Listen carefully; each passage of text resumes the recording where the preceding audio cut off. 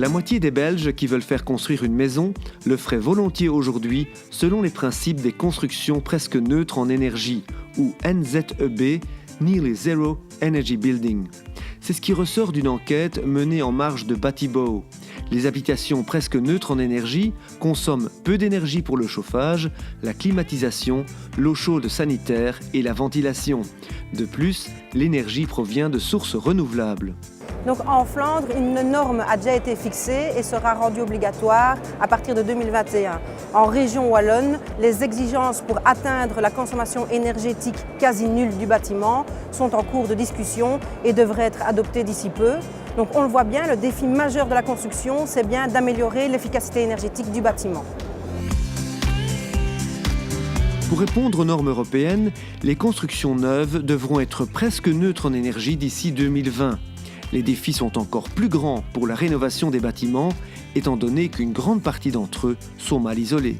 Il est notoire que le parc résidentiel belge est un parc résidentiel très ancien et un des plus anciens d'Europe. En Belgique, c'est le parc résidentiel wallon qui est le plus ancien.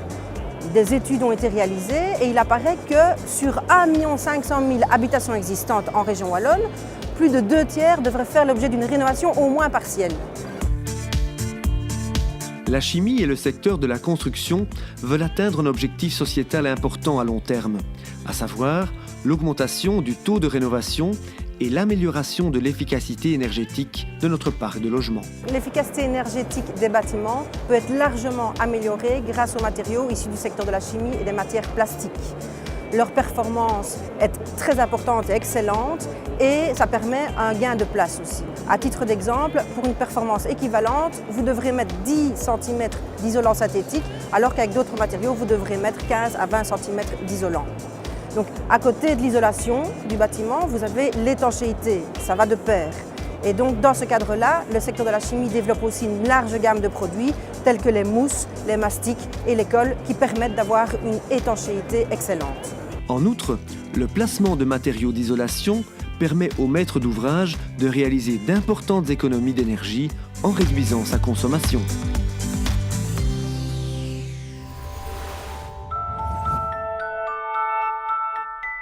Dans cette habitation à Heerlen, on teste l'étanchéité à l'air à l'aide de ce que l'on appelle un blower door test. Il mesure le volume d'air qui s'échappe du bâtiment ou l'air extérieur qui rentre par des fentes éventuelles.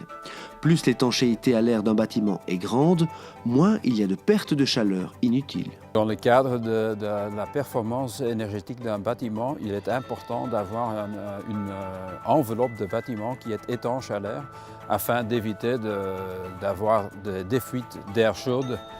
Et donc on va mesurer ça à l'aide d'un appareil qui va s'installer dans la porte à l'aide d'un cadre et donc un ventilateur qui va mettre le bâtiment en pression ou en sous-pression.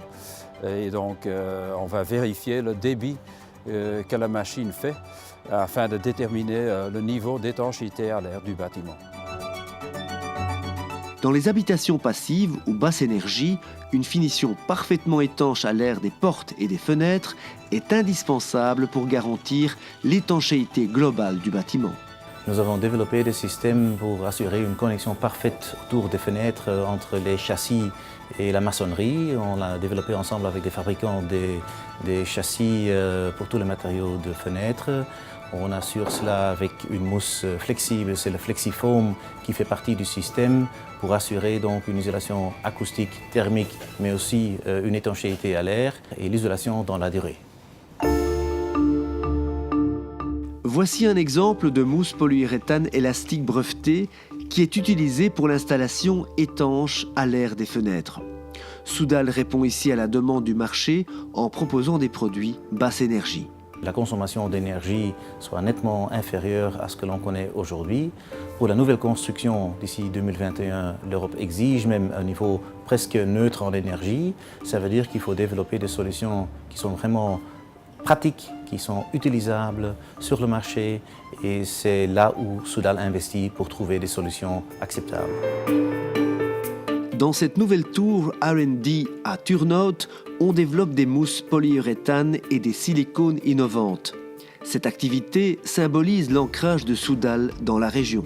Nous avons investi environ 10 millions d'euros dans ce centre de recherche et développement.